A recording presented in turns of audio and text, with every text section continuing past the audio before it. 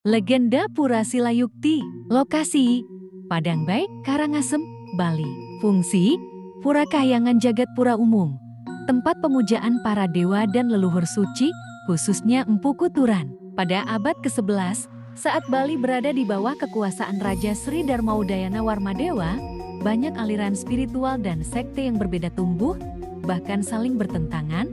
Rakyat kebingungan, dan ketentraman Dharma mulai runtuh. Raja pun memanggil seorang maharsi dari Jawa, Empu Kuturan, untuk membantu menyatukan ajaran-ajaran yang tercerai-berai itu.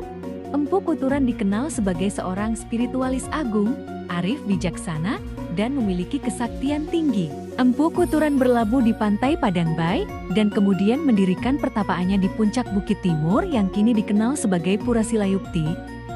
Nama Silayukti berasal dari kata sila perilaku dan yukti kebenaran atau akal sehat, berarti tempat untuk menegakkan perilaku berdasarkan kebenaran. Di tempat inilah, ia bermeditasi dan menerima wahyu suci untuk membentuk konsep desa adat, Kri Kahyangan Pura Desa, Puseh, dalam, serta menyatukan berbagai sekte melalui upacara dan pura bersama.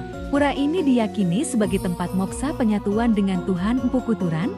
Umat Hindu di Bali datang untuk menghaturkan bakti, memohon tuntunan rohani, serta keseimbangan antara skala dan niskala. Pura Silayukti sering dikunjungi oleh pemangku adat, selinggih, dan Balian yang mencari petunjuk spiritual karena dianggap sebagai salah satu pusat energi suci timur Bali. Menurut kepercayaan warga, kadang-kadang terlihat cahaya terang atau asap putih halus di sekitar puncak pura pada malam hari.